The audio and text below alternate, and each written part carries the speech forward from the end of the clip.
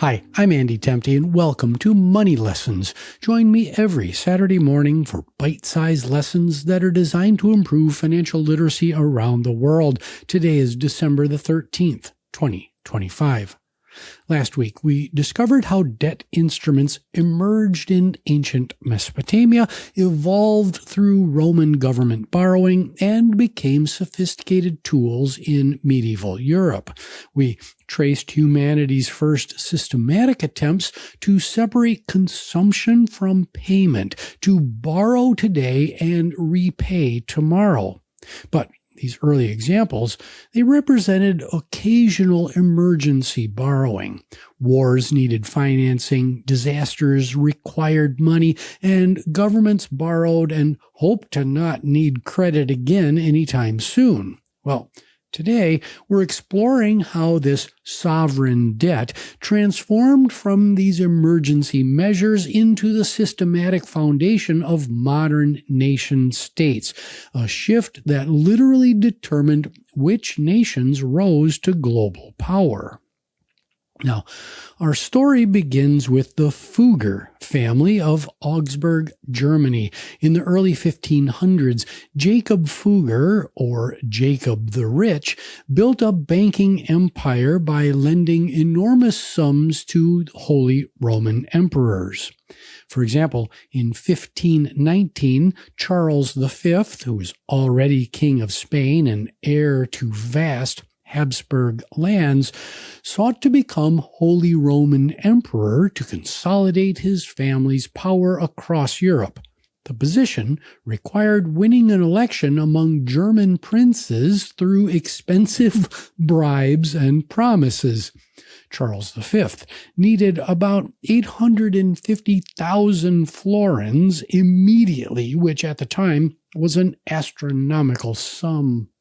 Jacob Fugger led a consortium of German and Italian bankers that raised the money. The Fuggers themselves contributed about 543,000 florins, or about 65% of the total amount, with the Wieser banking family and Italian financiers providing the rest. This loan secured Charles V's election and made the Fuggers indispensable to Europe's most powerful dynasty. The Fuggers extracted repayment through exclusive mining rights, salt monopolies, and other revenue streams. This reveals something crucial about early sovereign debt. It was deeply personal. The Fuggers weren't lending to an abstract government. They were lending to specific rulers whose promises often died with them. When monarchs died or were deposed, their debts frequently vanished, leaving creditors with nothing.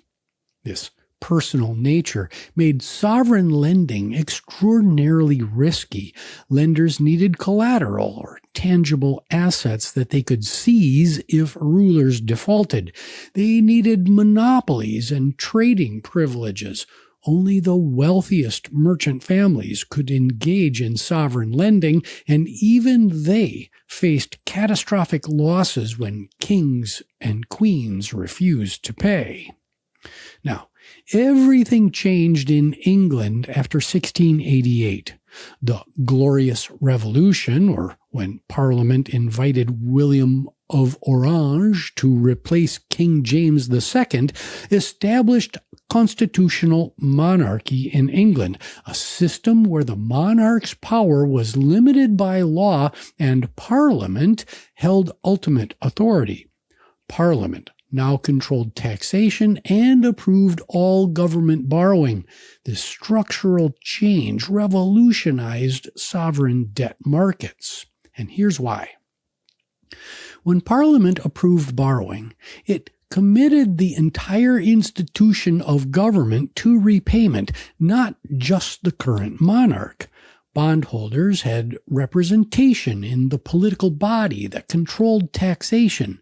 If government needed to raise taxes to service debt, bondholders in Parliament would ensure that it happened. And if there wasn't a bondholder in Parliament, the bondholder typically knew somebody in Parliament that could represent them.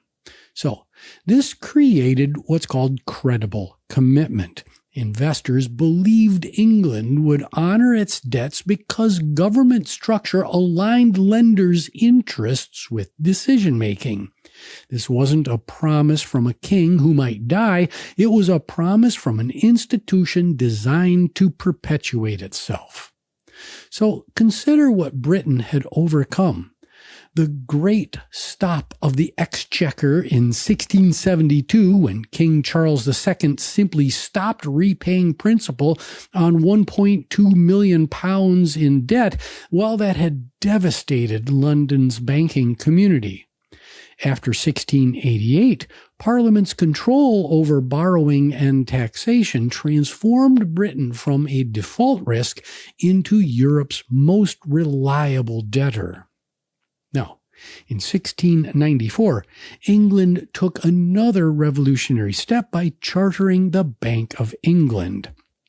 The Bank of England's founding loan of £1.2 million to the government, and it's just a coincidence that that's the same amount that Charles II had defaulted on, well, this new loan to create the Bank of England carried an 8% interest rate, dramatically better than the 30% rates that monarchs had paid to individual goldsmiths before the bank's establishment.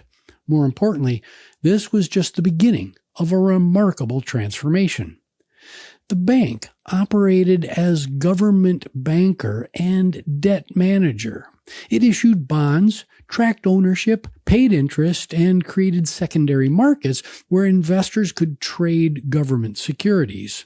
This professionalized government borrowing beyond anything the Fugger arrangements could ever have achieved, and as Britain proved its institutional reliability, borrowing costs fell.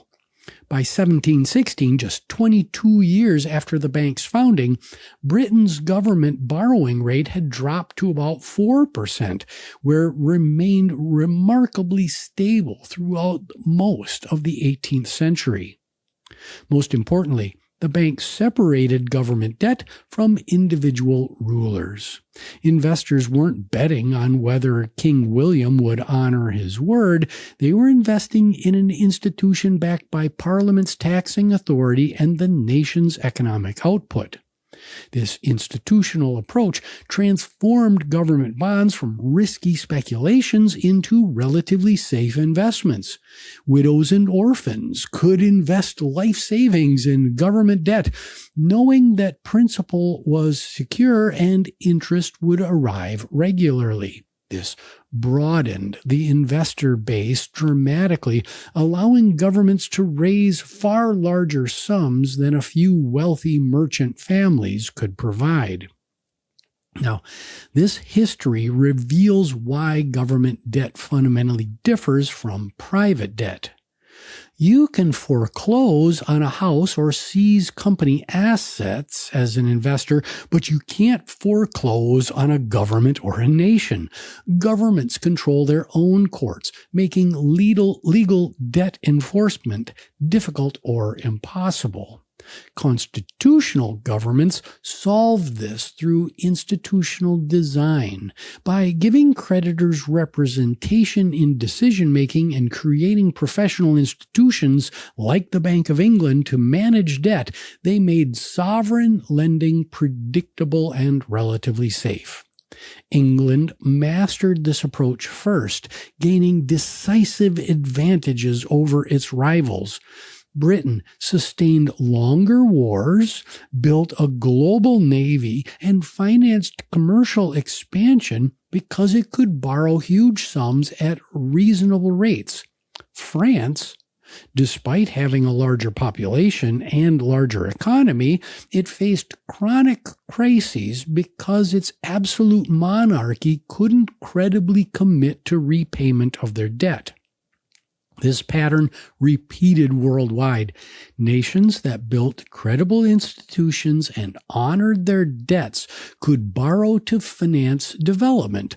Those that defaulted or lacked institutional credibility remained constrained by limited access to capital.